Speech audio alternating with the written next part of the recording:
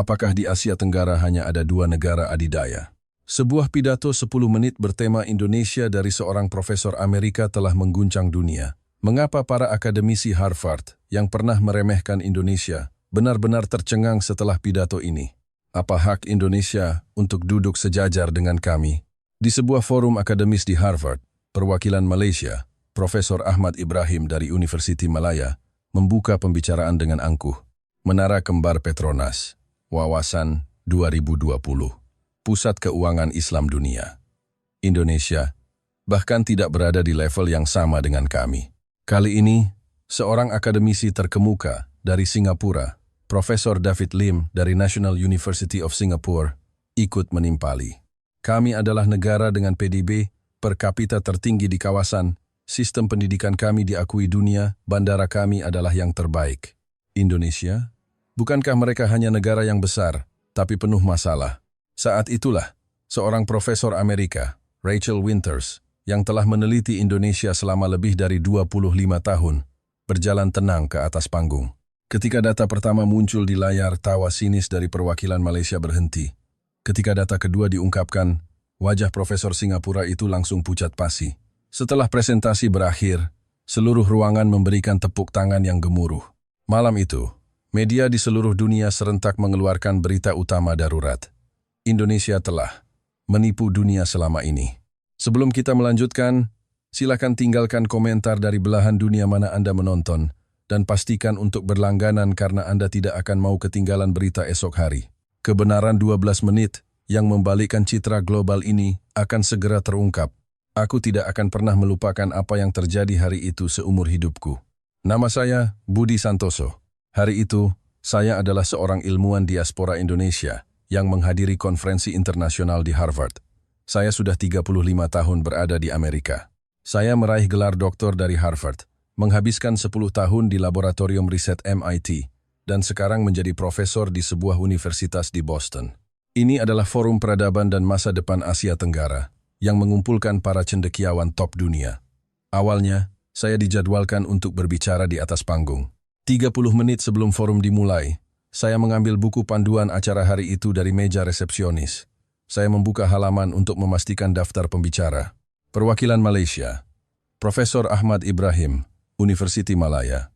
Perwakilan Singapura, Profesor David Lim, National University of Singapore. Di bawahnya, kosong. Padahal, seminggu yang lalu saya baru saja menerima email konfirmasi dari panitia. Nama saya ada di sana. Saya membacanya lagi dari awal sampai akhir, 3 kali. Tidak ada perwakilan Indonesia. Profesor Budi Santoso. Nama itu lenyap tanpa jejak. Saya hampir tidak bisa memegang buku panduan itu. Suara tawa dan obrolan di sekitar saya tiba-tiba terasa begitu jauh. Pasti ada kesalahan, pikirku. Saya berjalan ke meja resepsionis. Seorang staf wanita berambut putih sedang menatap tabletnya. Maaf Bu, saya ingin mengonfirmasi daftar pembicara. Nama saya Budi Santoso. Profesor Budi. Wajahnya menunjukkan sedikit rasa canggung yang jelas. Mohon maaf sebesar-besarnya. Ada perubahan mendadak pada jadwal. Perubahan? Ya, karena keterbatasan waktu. Panitia memutuskan bahwa sesi Forum Asia Tenggara hanya akan diisi oleh perwakilan dari Malaysia dan Singapura. Dada saya terasa seperti dihantam benda berat. Rasa dingin dan tajam menjalar. Saya telah mempersiapkan ini selama sebulan penuh. Saya sangat mengerti, tapi ini benar-benar di luar kendali kami. Dia ragu sejenak, lalu menambahkan kalimat yang paling menyakitkan. Dan jujur saja, bukankah inti dari Asia Tenggara adalah Malaysia dan Singapura? Inti. 2 kata itu terus terngiang di telinga saya. 35 tahun, Dr. Harvard, pengalaman di MIT. Apa gunanya semua itu? Pada akhirnya, Indonesia, seolah-olah kami tidak pernah ada. Terima kasih, kataku sambil menunduk, lalu berbalik dan masuk ke toilet. Saya berdiri di depan cermin. Pria di cermin itu rambutnya sudah mulai memutih, matanya lelah. Inikah aku? Aku mencengkeram wastafel yang dingin begitu erat hingga buku-buku jariku memutih. 35 tahun. Untuk apa aku hidup selama ini? Sebuah suara lemah keluar dari tenggorokanku. Saya tiba-tiba teringat semester pertama program doktorku di kantor profesor pembimbing saya. Seorang peraih Nobel yang sangat dihormati, dia menatap saya dan berkata, "Negaramu Indonesia sangat kaya akan sumber daya alam. Tapi sepertinya kalian tidak memiliki teknologi orisinal. Kalian hanya mengekspor bahan mentah dan merakit produk yang dirancang negara maju, bukan? Saat itu, saya tidak bisa menjawab sepatah kata pun. Apa yang bisa saya buktikan? Saya menyalakan keran dan membasuh muka dengan air dingin. Saat saya mengangkat kepala, tetesan air jatuh dari wajah saya. Saya berjalan keluar, menuju aula konferensi yang penuh sesak. Lebih dari 500 orang. Di barisan depan, ada papan nama untuk perwakilan berbagai negara. Malaysia, Singapura, India, Jerman. Kursi untuk Indonesia bahkan tidak disiapkan. Saya duduk di sudut barisan paling belakang, membuka buku panduan yang menyakitkan itu. Forum Asia Tenggara, Inovasi Malaysia, dan Presisi Singapura. Bahkan di judulnya pun tidak ada Indonesia. Kami menjadi tak terlihat lagi. Keluhku dalam hati, saat itu saya belum tahu. 2 jam kemudian, aula ini akan dijungkir balikkan. Nama Indonesia akan disebut oleh setiap orang. MC naik ke atas panggung. Bapak dan Ibu sekalian, selamat datang di Forum Peradaban dan Masa Depan Asia Tenggara. Pertama-tama, mari kita sambut dengan meriah Profesor Ahmad Ibrahim dari Universiti Malaya. Tepuk tangan membahana. Aku mengepalkan tanganku. Momen penghinaan dimulai. Profesor Ahmad Ibrahim naik ke panggung. Pantas saja dari universitas ternama, auranya sangat kuat. Postur tinggi, suara lantang, penuh percaya diri. Hadirin sekalian, peradaban modern di Asia Tenggara dimulai dari Semenanjung Malaya. Kalimat pertamanya saja sudah sangat dominan. Di layar muncul gambar menara kembar Petronas. Lihatlah pembangunan pesat kami, jalan tol kelas dunia, industri mobil nasional kami, Proton. Mana dari ini yang tidak menjadi standar di kawasan? Ini semua mengubah wajah Asia Tenggara. Slide berganti satu persatu. Decak kagum penonton terdengar silih berganti. Saya yang duduk di belakang hanya merasa dada saya semakin sesak. Wawasan 2020 kami menjadi cetak biru kemajuan. Kepemimpinan kami dalam keuangan syariah diakui secara global. Bahasa Melayu kami adalah akar budaya kawasan ini, lanjut Profesor Ahmad. Lihatlah sekarang. Malaysia adalah pusat ekonomi yang stabil dan maju. Gambar Kuala Lumpur yang gemerlap muncul, lagi-lagi disambut seruan kagum. Kami adalah negara dengan sejarah kesultanan yang agung. Filsafat dan budaya kami memengaruhi seluruh Nusantara. Ia berhenti sejenak, tersenyum, dan berkata, masa lalu, masa kini, dan masa depan Asia Tenggara akan terus berkembang dengan Malaysia sebagai porosnya. Tepuk tangan riuh. 500 orang bertepuk tangan. Saya merasa mual. Indonesia tidak disebut sekalipun. PDB kami solid. Infrastruktur kami terdepan. Inilah posisi Malaysia. Tepuk tangan lagi. Bahkan ada yang berdiri. Aku hanya bisa semakin meringkuk di kursi. Masa depan Asia Tenggara akan dipimpin oleh Malaysia, menyatukan kekuatan ekonomi dari Samudra Hindia hingga Pasifik. Profesor Ahmad membungkuk dan turun dari panggung. Tepuk tangan tak kunjung berhenti. MC berkata dengan wajah gembira, luar biasa. Kita telah melihat masa lalu yang hebat dan masa depan yang megah dari Malaysia. Dalam hati aku berpikir, Indonesia juga ada di sini. Kami juga punya sejarah, kami juga punya teknologi. Tapi tidak ada yang memberi kami kesempatan untuk bersuara. MC kembali naik panggung. Selanjutnya, mari kita sambut Profesor David Lim dari National University of Singapore. Aku menghela napas. Sekarang giliran Singapura, Indonesia akan kembali terhapus. Profesor David Lim naik ke panggung. Pantas saja profesor dari NUS, gerak-geriknya sangat rapi. Setelan jas yang bersih, kacamata berbingkai perak, citra khas seorang akademisi Singapura. Selamat pagi, saya ingin berbicara tentang semangat Singapura. Suaranya tenang namun penuh kekuatan. Di layar muncul gambar pelabuhan Singapura yang canggih. Hadirin sekalian, tahukah Anda tentang meritokrasi dan efisiensi? Mengejar kesempurnaan, melakukan segalanya dengan standar tertinggi. Inilah jiwa Singapura. Slide berganti, menampilkan Bandara Changi. Lihatlah sistem logistik kami, sistem keuangan kami, dan perencanaan kota kami. Semua ini telah menjadi standar manufaktur dan jasa dunia. Semangat kami menciptakan keajaiban ini. Orang-orang di bawah panggung mengangguk, terutama para profesor dari sekolah bisnis dan manajemen yang sibuk mencatat. Lihatlah produk teknologi dan layanan kami. Bagaimana merek-merek kami mengubah dunia, hadirin sekalian sudah tahu betul. Kami mengubah logistik global, kami mengubah konsep kota taman, dan juga dalam industri budaya. Festival kami, kuliner kami, kini menjadi bahasa universal bagi para turis global. Profesor Lim berhenti sejenak, minum seteguk air, lalu berkata dengan nada lebih percaya diri. Kami adalah negara dengan skor PISA tertinggi di dunia. Ini menunjukkan kualitas sumber daya manusia kami. Inilah kekuatan riset Singapura. Aku merasa semakin kecil. Indonesia? Skor kami jauh di bawah. Sejak kemerdekaan kami adalah negara pertama di kawasan yang berhasil menjadi negara dunia pertama. Kami mengadopsi teknologi barat, tetapi tidak pernah kehilangan identitas Singapura. Suaranya penuh kebanggaan. Orang Singapura tidak hanya menciptakan efisiensi, kami menciptakan keunggulan. Inilah presisi Singapura.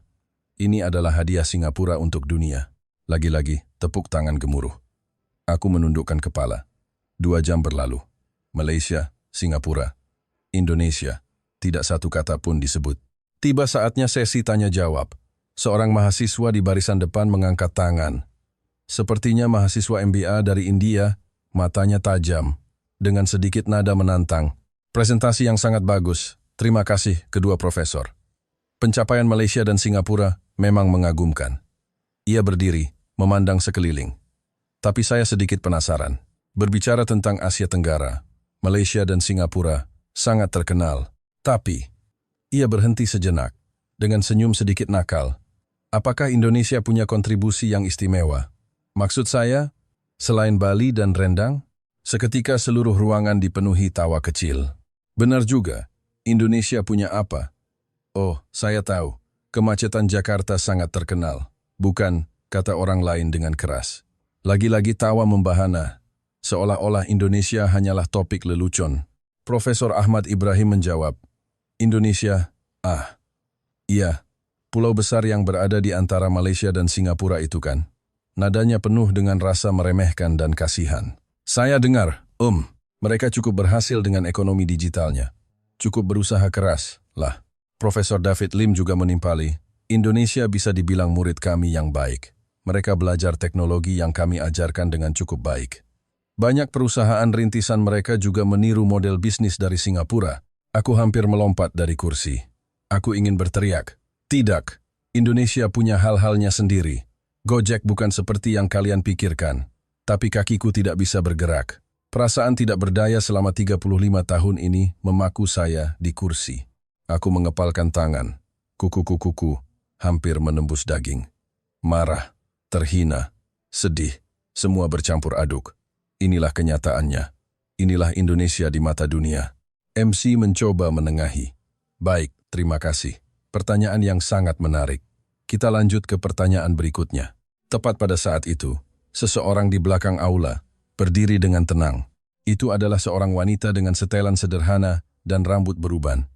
Profesor Rachel Winters, seorang akademisi dari Departemen Sejarah Harvard, terkenal pendiam dan teliti. Dia telah meneliti Indonesia selama lebih dari 25 tahun. Tindakannya yang tiba-tiba berdiri membuat semua orang di sekitarnya terkejut. Tunggu. Suaranya sangat tenang, namun memiliki kekuatan yang menembus. Seluruh mata di ruangan itu langsung tertuju padanya. Biar saya yang menjawab pertanyaan itu. Dia memegang sebuah USB kecil, berjalan selangkah demi selangkah menuju podium. Suara sepatu hak tingginya menggema di aula yang sunyi senyap. Profesor Winters, MC panik. Ini tidak ada dalam jadwal. Beri saya 10 menit. Suaranya tidak bisa dibantah.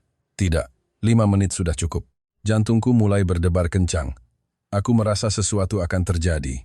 Profesor Winters berdiri di podium, mencolokkan USB-nya. Dia memandang ke seluruh penjuru ruangan, dan tatapannya akhirnya berhenti di wajah Profesor Ahmad dan Profesor Lim. Mahasiswa tadi bertanya, selain Bali dan rendang, apalagi yang dimiliki Indonesia? Dan kedua profesor di atas panggung tampaknya setuju bahwa Indonesia hanyalah murid yang baik, bahkan sedikit kacau. Singkatnya, bukan inti. Dia berhenti sejenak. Kakek saya. Dia memulai. Adalah anggota tim bantuan kemanusiaan PBB yang ditempatkan di Indonesia pada akhir tahun 1960 pertima. Seluruh hadirin terkejut.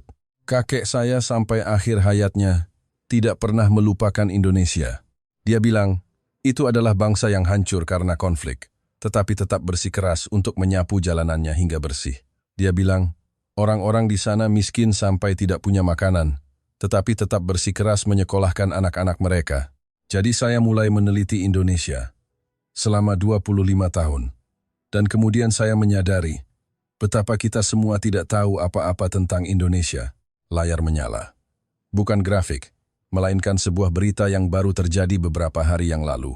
Hadirin sekalian, katanya, beberapa hari yang lalu, saat kita di sini memperdebatkan apakah Indonesia itu penting atau tidak, Departemen Luar Negeri Amerika Serikat secara terbuka menyatakan dukungan penuhnya terhadap kepemimpinan Indonesia di ASEAN dan peran sentralnya dalam KTT Indo-Pasifik. Dia menekankan suaranya. Mereka menggunakan kata dukungan penuh untuk memastikan posisi strategis Indonesia. Dia menoleh ke Profesor Ahmad.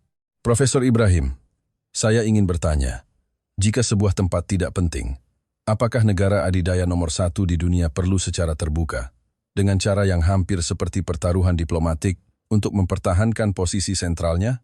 Wajah Profesor Ahmad langsung membeku. Hadirin sekalian menertawakan kekacauan di Indonesia. Profesor Winters mengganti slide. Itu adalah laporan Indeks Demokrasi dari The Economist Intelligence Unit tahun 2024.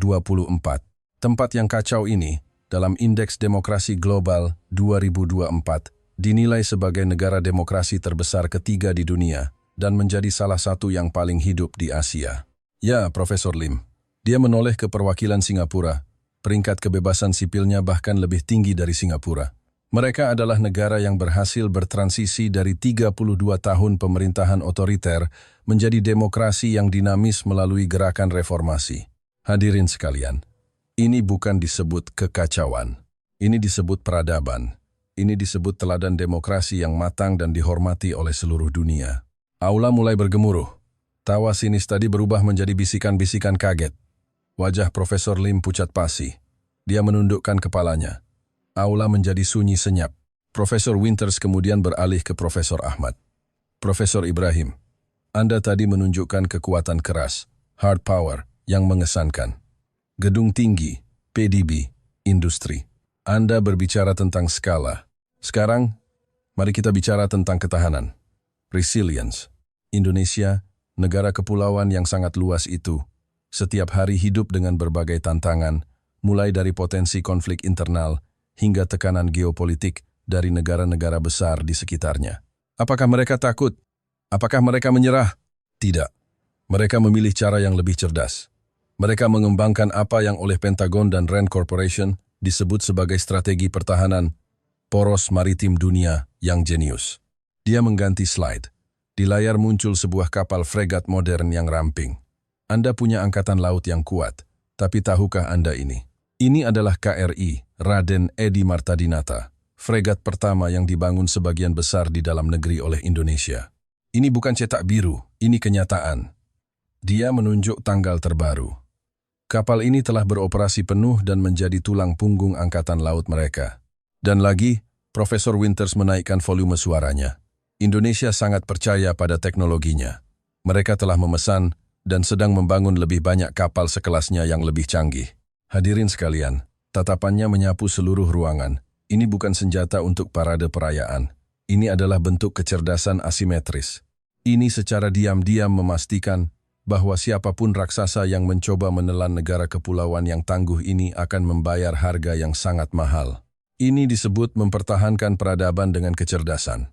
Aku duduk di belakang, seluruh tubuhku gemetar. Ini bukan Indonesia yang kukenal selama 35 tahun. Ini adalah Indonesia yang kuat dan percaya diri yang belum pernah kulihat. Suara Profesor Winters tiba-tiba menjadi sangat serius. Tetapi, semua ini, katanya, pencapaian demokrasi, kecerdasan militer, semua itu bahkan bukan kontribusi Indonesia yang paling hebat dan paling luar biasa. Profesor Ibrahim, Profesor Lim, tatapannya mengunci mereka berdua. Anda berdua menyebutkan teknologi. Anda yang satu bicara inovasi, yang satu bicara presisi, dan Anda berdua menyiratkan bahwa Indonesia hanyalah seorang murid, seorang peniru. Profesor Winters tersenyum tipis. Senyum yang membawa keyakinan mutlak, bahkan hampir seperti rasa kasihan. Peniru? Profesor Lim, Anda salah. Indonesia berhenti meniru 10 tahun yang lalu. Mereka melakukan sesuatu yang tidak berani dilakukan dan tidak dipahami oleh seluruh dunia, menciptakan aturan main baru. Di layar muncul logo aplikasi hijau yang sangat dikenal. Di sampingnya ada foto seorang pria muda berkacamata dengan aura visioner. 10 tahun yang lalu, ketika raksasa teknologi dunia seperti Uber fokus pada satu model bisnis transportasi, seorang visioner di Indonesia, Nadiem Makarim, mengajukan ide gila yang saat itu ditertawakan semua orang. Dia memutuskan untuk menciptakan sebuah perusahaan yang tidak hanya menyediakan transportasi, tetapi mengintegrasikan semua kebutuhan hidup dalam satu platform. Inilah model super app. Saat itu, ini terdengar mustahil. Sebuah perusahaan tanpa fokus yang jelas, hanya menunggu pengguna untuk memesan layanan yang berbeda-beda. Bukankah ini puncak dari ketidakefisienan? Semua orang bilang, ini tidak mungkin. Ini hanya pabrik layanan digital. Tidak akan pernah bisa menjadi inti. Aku menahan napas. Inilah yang dikatakan profesor pembimbingku 35 tahun lalu. Dan hari ini, suara Profesor Winters tiba-tiba menggema di seluruh ruangan. Hari ini, dia menunjuk judul berita terbaru di layar. Tanggalnya November 2025, minggu ini. Hadirin sekalian, saat kita sedang rapat di sini, para CEO dari Silicon Valley dan investor dari seluruh dunia sedang antre terbang ke Jakarta. Mereka bukan pergi untuk memberi perintah. Suara Profesor Winters penuh kekuatan. Mereka pergi untuk memohon agar bisa berinvestasi di ekosistem digital mereka. GoTo, perusahaan hasil merger Gojek dan Tokopedia, telah menjadi denyut nadi ekonomi digital terbesar di Asia Tenggara. Dan tahukah Anda, model super app yang mereka ciptakan kini ditiru di seluruh Amerika Latin, Afrika, dan Asia Selatan. Sebuah model yang bahkan belum pernah ada di dunia barat. Profesor Lim, tatapannya terkunci pada perwakilan Singapura, tolong beritahu saya. Ketika raksasa teknologi paling angkuh dan paling bernilai di dunia harus membawa uang tunai dan antre untuk berinvestasi di masa depan yang Anda ciptakan, apakah itu masih disebut peniru? Wajah Profesor Lim berubah dari pucat pasi menjadi merah padam. Dia mengatupkan bibirnya, tidak bisa berkata sepatah kata pun. Tidak. Profesor Winters menjawab untuknya. Itu tidak disebut peniru, itu disebut mendefinisikan masa depan. Indonesia, murid yang Anda sebutkan, diam-diam telah menjadi detak jantung ekonomi digital bagi ratusan juta orang. Dia beralih ke Profesor Ibrahim. Anda tadi berbicara tentang kebanggaan industri manufaktur Malaysia. Anda bilang Indonesia adalah murid.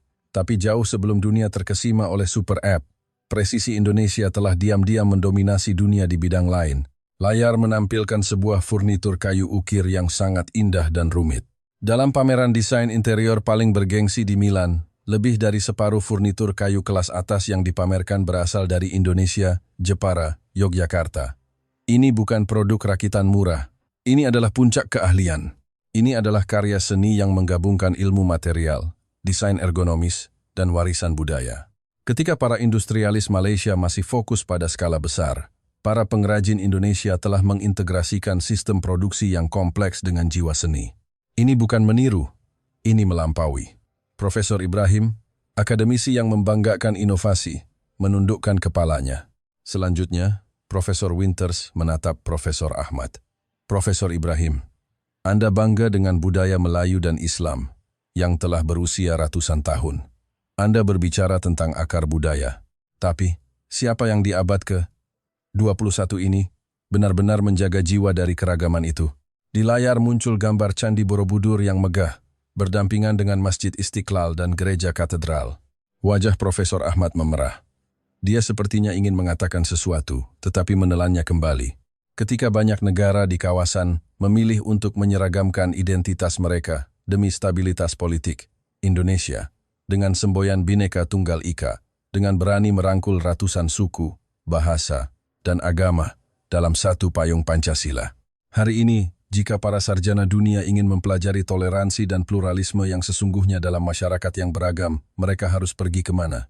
Mereka harus pergi ke desa-desa di Bali, ke kota-kota di Jawa, bukan ke Menara Kembar di Kuala Lumpur. Mereka harus belajar tentang gotong royong, bukan hanya efisiensi. Indonesia mempertahankan akar keragaman budaya. Inilah mengapa mereka bisa menciptakan peradaban modern yang begitu kaya, bebas, dan beragam. Aku duduk di belakang, seluruh darah di tubuhku mendidih. Aku tidak pernah berpikir seperti ini.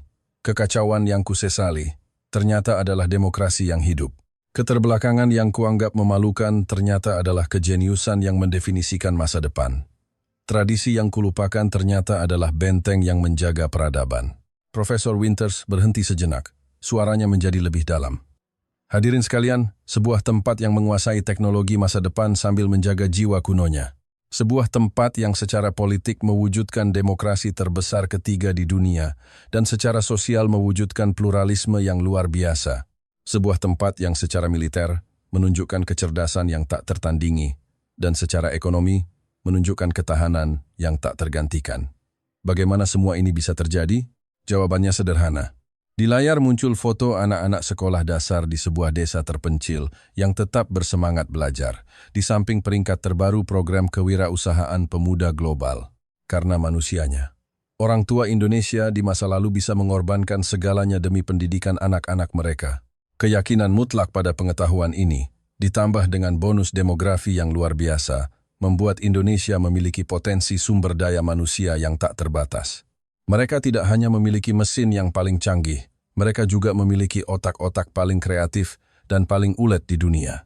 Dan yang paling penting, Profesor Winters menatap kami semua. Mereka memiliki sesuatu yang didambakan oleh seluruh dunia tetapi sulit untuk ditiru. Kepercayaan. Trust. Kepercayaan, suara Profesor Winters bergema di aula yang sunyi. Mengapa Google dan Tencent berani menanamkan miliaran dolar ke dalam ide-ide gila dari startup Indonesia? Mengapa perusahaan-perusahaan multinasional mempercayai para insinyur Indonesia untuk membangun pusat data dan pabrik mereka?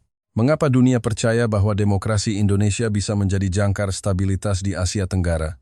Dia berhenti sejenak, tatapannya menyapu Profesor Ahmad dan Profesor Lim.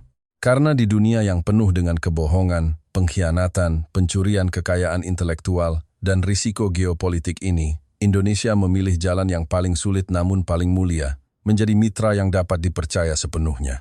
Mereka tidak hanya mengirimkan produk, mereka mengirimkan komitmen. Mereka tidak hanya membangun aplikasi, mereka membangun fondasi peradaban digital. Inilah semangat Indonesia. Inilah perisai sakti Indonesia yang sebenarnya. Itu bukanlah sebuah aplikasi. Itu adalah perisai yang ditempa dari karakter dan kepercayaan. Profesor Winters menatap semua hadirin. Jadi, kalian bertanya kepada saya, selain Bali dan rendang, apa lagi yang dimiliki Indonesia? Mereka punya ketangguhan untuk membangun keajaiban di atas reruntuhan. Mereka punya keberanian untuk memperjuangkan kebebasan di bawah bayang-bayang otoritarianisme. Mereka punya kegigihan untuk menjaga jiwa keragaman budaya Nusantara.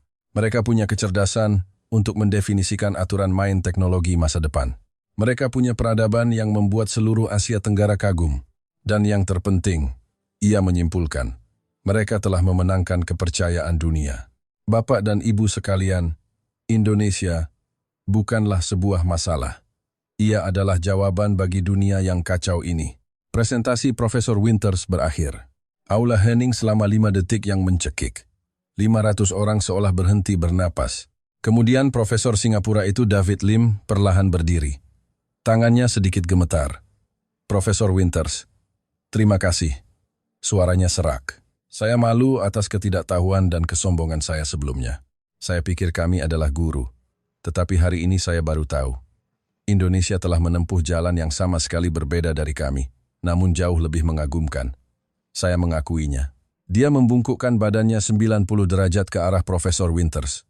Selanjutnya, perwakilan Malaysia, Profesor Ahmad Ibrahim, juga berdiri. Wajahnya memerah, ekspresinya sangat kompleks.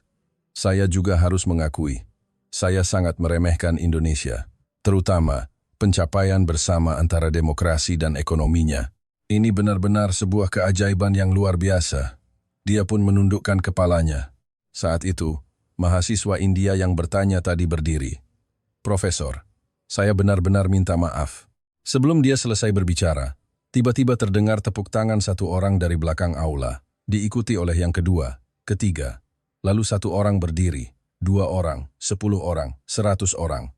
Dalam 3 detik, seluruh 500 akademisi, pakar, dan mahasiswa berdiri. Tepuk tangan bagai badai hujan menelan seluruh aula Harvard. Itu bukan tepuk tangan sopan. Itu adalah sorakan yang datang dari lubuk hati, bercampur dengan permintaan maaf, keterkejutan, dan penghormatan tertinggi. Aku juga berdiri. Tapi kali ini berbeda. Selama 35 tahun, untuk pertama kalinya aku tidak berdiri sebagai dokter Harvard atau peneliti MIT. Untuk pertama kalinya, aku berdiri dengan begitu bangga, dengan kepala tegak sebagai seorang Indonesia. Air mata langsung mengalir, tapi ini bukan air mata penghinaan di kantor profesor 35 tahun yang lalu. Ini adalah air mata haru, bangga. Air mata yang berani merasa bangga untuk pertama kalinya dalam 35 tahun. Rekan saya dari Jerman di sebelah saya menepuk pundakku. Selamat Profesor, negaramu. Negaramu benar-benar luar biasa. Aku hanya bisa terus mengangguk. Akhirnya aku merasa tidak lagi transparan. Setelah forum berakhir hari itu, terjadi hal yang lebih menakjubkan. Entah siapa yang merekam presentasi 12 menit Profesor Winters dan mengunggahnya ke YouTube. Judulnya, Kekuatan Sejati Indonesia yang diremehkan Harvard. Hari pertama, 100.000 penonton. Seminggu kemudian, menembus 5 juta. Komentar dari seluruh dunia membanjir. Ya Tuhan, ini baru Indonesia. Kenapa sekolah kita tidak pernah mengajarkan ini? Raksasa Silicon Valley antre investasi di GoTo, ini gila. Demokrasi terbesar ketiga di dunia. Saya terkejut. Kapal fregat buatan dalam negeri? Pulau ini lebih tangguh dari yang kukira. Media arus utama global mulai memberitakannya secara gila-gilaan. Headline CNN, Permata Tersembunyi Asia Tenggara, Penemuan Kembali Indonesia. Laporan khusus BBC. Revolusi Senyap, Bagaimana Indonesia Mendefinisikan Masa Depan. Surat kabar Prancis Le Monde menulis, Melampaui keajaiban Indonesia, kekuatan peradaban yang tangguh dan cerdas. Rektor Universitas Harvard segera mengeluarkan pernyataan. Jelas, kita telah lama terperangkap dalam prasangka yang usang. Harvard akan segera memperluas penelitian tentang Indonesia secara signifikan. Seminggu kemudian, Universitas Harvard secara resmi mengumumkan pendirian Pusat Studi Indonesia Harvard. Direktur pertamanya, tentu saja, adalah Profesor Rachel Winters. Dan bukan hanya Harvard, MIT, Yale, Stanford, semua universitas terkemuka di Amerika berlomba-lomba membuka atau memperluas program studi Indonesia. Eropa pun menyusul. Cambridge, Sorbonne. Reaksi paling mengejutkan datang dari Asia. National University of Singapore menaikkan status studi Indonesia menjadi departemen independen. Bahkan Universiti Malaya membentuk pusat penelitian baru, mengumumkan akan mempelajari secara objektif model pembangunan ekonomi dan sosial Indonesia. 1 bulan kemudian, Harvard Square mengadakan pameran khusus. Temanya, Indonesia, pulau yang diam-diam mengubah dunia. Pameran itu menampilkan data tentang perisai sakti kepercayaan, tentang demokratisasi, tentang strategi poros maritim dunia. Hari pembukaan, ribuan orang memadati tempat itu. Saya, Budi Santoso, juga diundang ke upacara pembukaan. Selama 35 tahun, untuk pertama kalinya saya dengan bangga menulis di papan nama saya, berasal dari Indonesia. 6 bulan kemudian, Markas Besar PBB mengadakan konferensi pendidikan khusus. Temanya, Model Indonesia, Paradigma Baru untuk Pembangunan Abad ke-21. Perwakilan dari 193 negara hadir.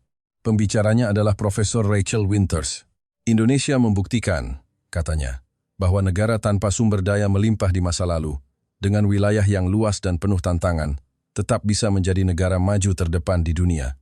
Setelah pidatonya selesai, Sekretaris Jenderal PBB menyimpulkan, kami akan menjadikan model Indonesia sebagai studi kasus standar bagi negara-negara berkembang. Setahun kemudian, pada acara peringatan ulang tahun Pusat Studi Indonesia Harvard, saya bertemu lagi dengan Profesor Winters.